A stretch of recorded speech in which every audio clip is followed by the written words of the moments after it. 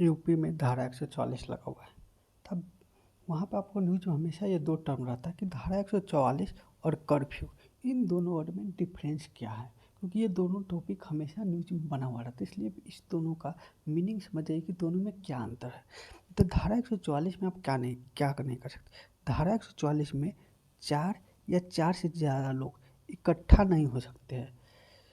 4 से ज़्यादा लोग इकट्ठा नहीं हो सकते हैं, जुलूस नहीं निकाल सकते हैं, प्रदर्शन नहीं कर सकते हैं।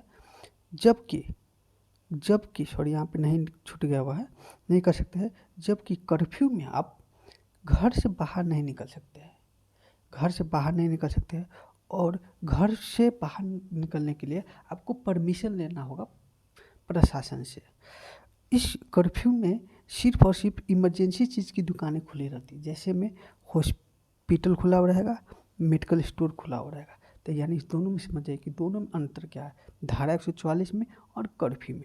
धारा 144 कहता है कि 4 से ज़्यादा लोग आप कहीं पे भी इकट्ठा नहीं हो सकते हैं, पब्लिक प्लेस में कहीं भी इकट्ठा नहीं हो सकते हैं। 4 से ज़्यादा लोग, आप जुलूस नहीं निकाल सकते, प्रदर्शन नहीं कर सकते हैं, रैली नहीं कर सकते इत्यादि, ये कोई भी चीज़ नहीं कर सकते जहाँ जिसमें 4 से ज़्यादा लोगों की ज़रूरत पड़ती है। कर्फ्यू क्या कहता है, कर्फ्यू कहता है कि आप घर से बाहर नहीं निकल सकते हैं। कर्फ्यू कहता है कि आप घर से बाहर नहीं निकल सकते हैं, और कर्फ्यू के दौरान सिर्फ और सिर्फ केवल इमरजेंसी की चीज़ की दुकानें खुली रहती है, जैसे में हॉस्पिटल खुला हुआ रहेगा, मेडिकल स्टोर खुला हुआ रहेगा इत्यादि। यानी वह चीज़ जिसकी अति आवश्यक चीज़ है वही चीज़ खुला रहेगी, बाकी दुकानें सब बंद रहेगी।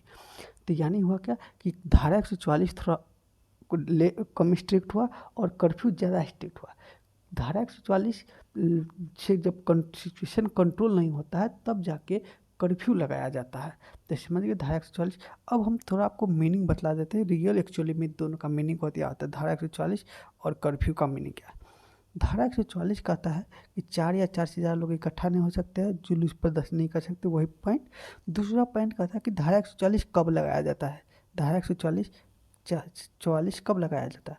धारा 144 लॉ एंड ऑर्डर मेंटेन करने के लिए लगाया जाता है, जब डीएम या एसडीएम को लगता है कि किसी एरिया में की सिचुएशन बिगड़ने वाली, कहीं राइट्स होने वाला हो या कहीं दंगा होने वाला हो या भड़कने वाला हो, तो उस केस में डीएम या एसडीएम धारा 144 लगा देता है। अब कर्फ्यू बतलाते, कर्फ्यू कब लगता है और कौन लगाता है।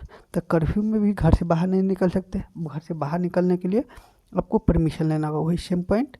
अब यहाँ पे कि कर्फ्यू कब लगाया जाता है। कर्फ्यू जब सिचुएशन कहीं पे राइट हुआ हो, दंगा हुआ होगा और वहाँ पे सिचुएशन कंट्रोल में नहीं आ रहा है, तो उसको कंट्रोल करने के लिए, उस सिचुएशन को कंट्रोल करने के लिए कर्फ्यू लगाया जाता है। और कर्फ्यू कौन लगा सकता है।